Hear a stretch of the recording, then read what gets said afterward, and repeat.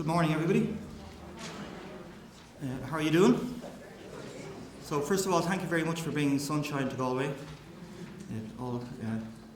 I think we've had, this is our 7th conference, and I think we certainly have had a few where it was pretty wet, so it's great to see the sunshine.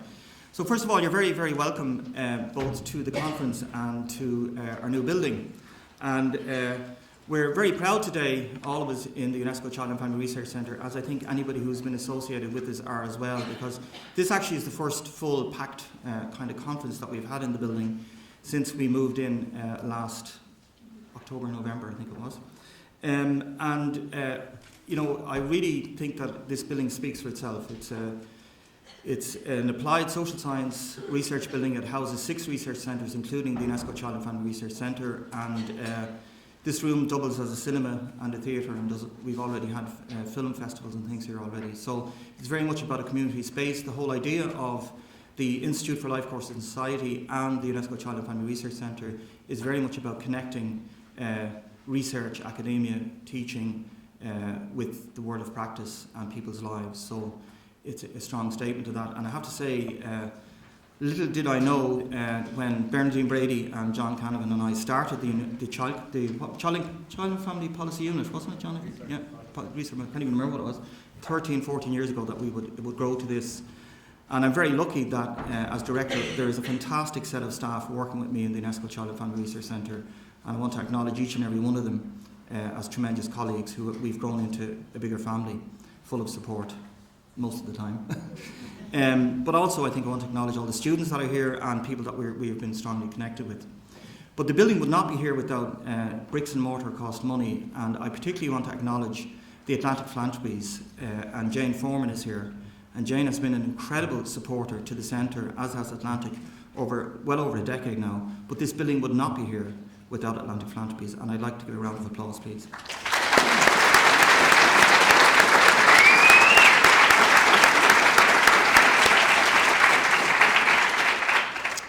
And then, so today we are, in a way, as you will see, I think we're actually celebrating supporting families and family support. And we will embark on a journey over the next 2 days, which I hope will be enriching, enlightening, and informing for each and every one of us as we learn from each other, which is what a good conference should do. And I look forward to hearing your views as well as the speakers' views over the next 2 days. So this is very much a community event. We're very fortunate that Fergal Lynch, who is the new Secretary General of the Department of Children and Youth Affairs, who is an incredibly busy man, when I asked Fergal to come and open the conference, answered yes immediately and made sure that he was available. So we're very, very indebted to him for coming down to open the conference today. And the Centre has had a very strong relationship with Liz and Colin and various people in the department over the last number of years. And we're delighted that they're here as well, and Conor as well, very welcome. So I think it's great that, as I say, that Fergal has come down. So I'll ask Fergal to formally open the conference. Thank you.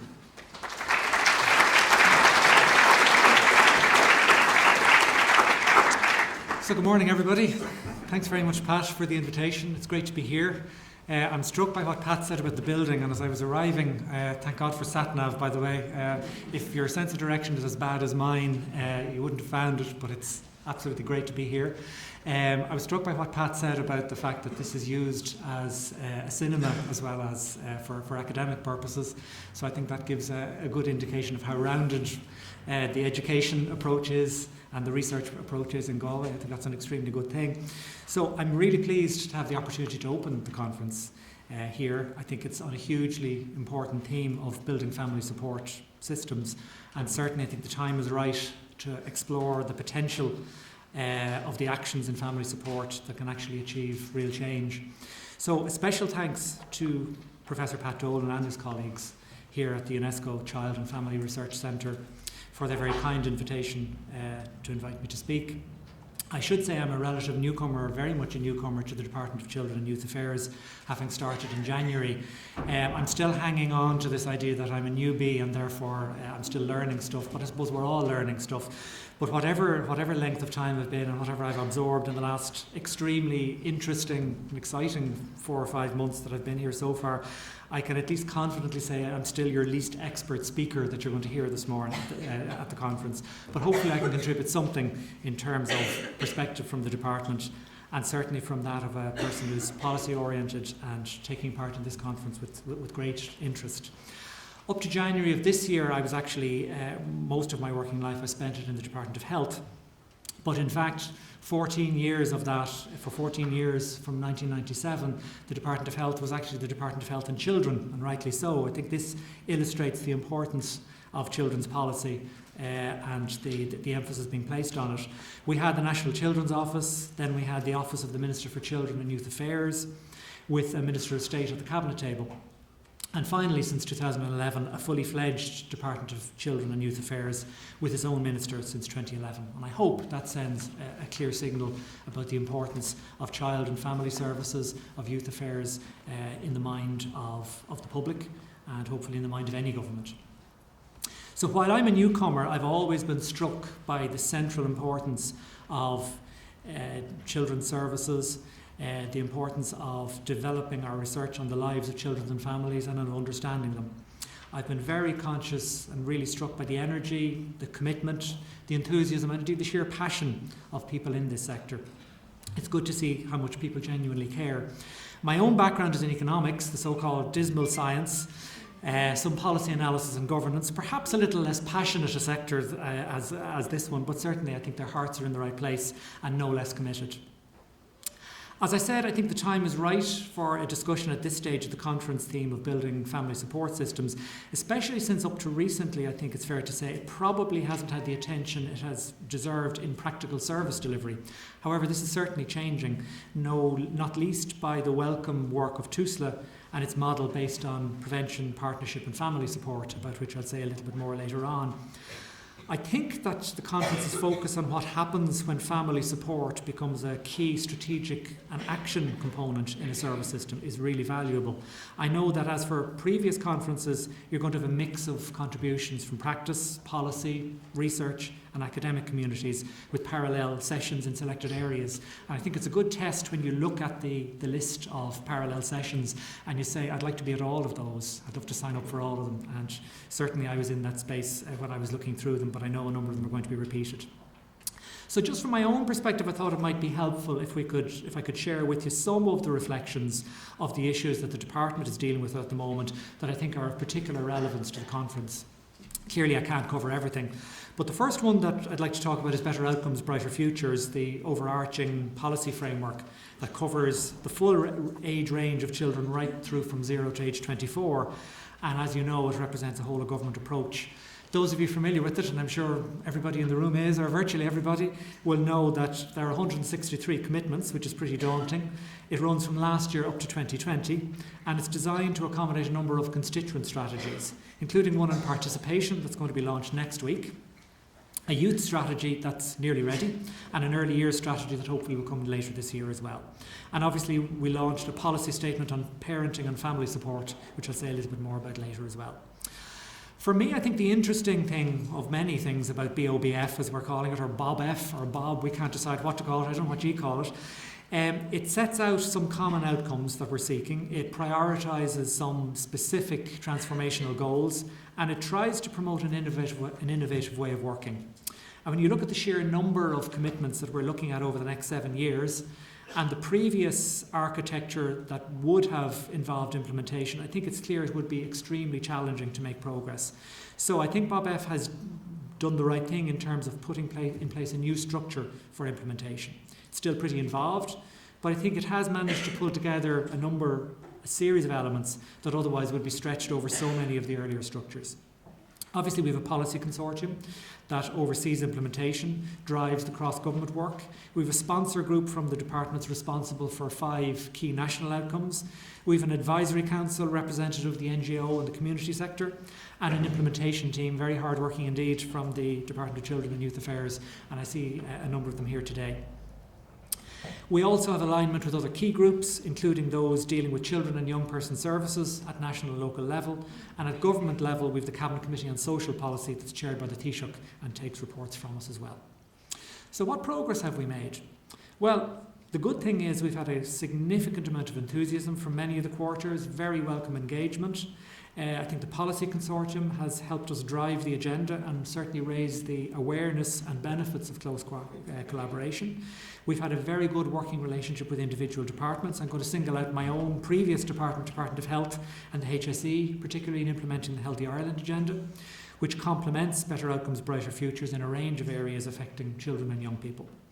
I think the National Physical Activity Plan is the Department of Health's agreed priority, the one of the 5 that we've set out, and its implementation is going to be very valuable for the mental as well as physical health and well-being of children and families. Similarly, we're working closely with the Department of Social Protection on reducing child poverty, which is such a key factor in improving the lives and futures of families. In the department, our own identified priority of the 5, which is of particular relevance obviously to this conference, is in promoting prevention and early intervention. We're trying to rebalance resources, which is always easier said than done, so that we focus on proactive actions of prevention and becoming involved in the needs of children and families early on. Obviously, it's not all plain sailing. The reason we're anxious to have an innovative approach and to put in place a clear implementation structure is that, let's face it, cross-departmental, whole-of-government action is really hard. It's really difficult to achieve. The scale and the volume of each sector's own work agenda means that there's always a temptation to focus on solving your own problem rather than looking outwards. There's inevitably competition between sectors for hard cash. There's also competition for staff, for expertise, and so on. Obviously, we have to battle the understandable culture of the silo because it's much more comfortable, and the attitude that we have enough problems of our own. But I like to think that so far BOBF has helped us in this regard, and that we've made a good deal of progress. In trying to achieve that progress, I think it's clear we're clearly not going to solve implementation problems by committees or groups alone. Structures are obviously very important, but it's the actions of individuals that are key, no matter what systems we put in place and no matter what reporting mechanisms that we use. Indeed, I think one of the key reasons for setting up a separate Department of Children and Youth Affairs was to promote innovative, different ways of working and to try alternative ways of implementing difficult challenges. In effect, the Department of Children and Youth Affairs, from my view, it should be a different sort of a government department than other departments. And if not, then we have to ask ourselves why. I've been closely involved as a Secretary General in the Civil Service Renewal process, which is being led by the Secretary Generals of the different government departments. That's underway at the moment. Obviously, that has a civil service focus in the first instance, but hopefully we can learn a lot from it in terms of the renewal that it is trying to achieve. And one of the things that we've committed ourselves to doing is to try new ways of implementing cross-government action. Obviously, it extends well beyond what we're interested in this room, but right across the board, and we're grappling with exactly the same issues of how do you ensure that government departments and indeed other agencies focus much more widely on an agenda that is much more wide and beyond its own direct area of responsibility. I'm hoping one of the areas that we're looking at the moment is the area of suicide prevention would be one of the areas that we would look at for specific action in relation to cross-government action, which is obviously hugely important in the lives of young people and children, as well as for the rest of the community. In implementing Better Outcomes, Brighter Futures, we're obviously looking for innovative ways of doing things, and whatever approach we take, I think we need to empathise with other sectors. We've got to understand the respective challenges and preoccupations that they have. Above all, we need to build relationships rather than just assuming that there's going to be buy-in. And equally, we must communicate the benefits of collaboration so that we all move beyond the what's in it for me type outlook. I'm not suggesting for a moment we have all the answers, but the message coming to me and to all of us involved is that we got to keep it fairly simple. We got to concentrate on a key set of priorities, avoid over-elaboration, and I think that's what we're doing so far. I see us using the implementation structures for Better Outcomes, Brighter Futures as much as we possibly can, not slavishly. We need to be flexible. We've got to recognise that people, not groups, actually get things done. So in that context, I think the two related developments are of particular interest to this conference. The first is the policy statement on parenting and family support, that the Minister for Children and Youth Affairs launched on the 13th of April this year. And the second is TUSLA's own programme of prevention, partnership and family support, which is also launched that day. I think supporting parents was one of the key transformational goals of Better Outcomes, Brighter Futures, and the major objective of the policy statement that the Minister launched on the 13th of April was that every child and family should get the support appropriate to their needs. The most vulnerable need to receive integrated support, which should increase in intensity in accordance with their level of need. The policy statement that I'm sure you're familiar with, and I was glad to see there are copies of it outside, says that our services must be oriented towards a proactive approach. They've got to be based on good evidence, targeted to identify families with multiple challenges. And these obviously include children in care, those with a disability, children who themselves are carers, and victims of domestic abuse. In the policy statement, we acknowledge the role of parents as key mediators in the welfare of children, and the children and young people as a vital actor in the process. We stress the importance of integrated working as the norm, and then moving from universal to targeted to more specialised services as needed. The policy statement also acknowledges the importance of a strong shared commitment by statutory providers and a close partnership with voluntary and community providers. And I think the TUSLA's approach to early intervention and preventative work, which of course involved the support of the UNESCO Child and Family Research Centre here in Galway, is extremely important in that regard. The Prevention, Partnership and Family Support Programme, which is now being implemented over the period to 2018, I think is vital in implementing and embedding early intervention and prevention within the agency. The programme's aim is to prevent risks to children and young people by building sustainable capacity and sustainable manpower within TUSLA and within partner organisations. The funding from Atlantic Philanthropies and the support from the Centre here in Galway is most welcome in that regard. I think it's very much in keeping with the rationale for setting up the Child and Family Agency in the first place, so that it can provide a rounded set of supports for the benefit of children and families, moving beyond the immediate, though obviously extremely important, services such as protecting children at risk. I think the emphasis on training and building of capacity within TUSLA and its partners is key to the success of the programme. And within this, I think that the development of a strategic approach to commissioning services, and I see there's a separate specific session, a parallel session on this area, and commissioning these services from the community and voluntary sector will help ensure that we use resources for children and families as efficiently, fairly and transparently as possible. I'm not going to try and deal with everything. I'm conscious of MEHEL, the National Practice Model for Family Support, which is led by TUSLA. I'm not going to deal with that in detail now, but I believe that it is a model that will help children, young people and families to get the sort of supports that they need, locally and when they need it, in a way that maximises cooperation with agencies. There's so many other areas I could cover in more detail, but I'm not going to, and I'm conscious of time as well.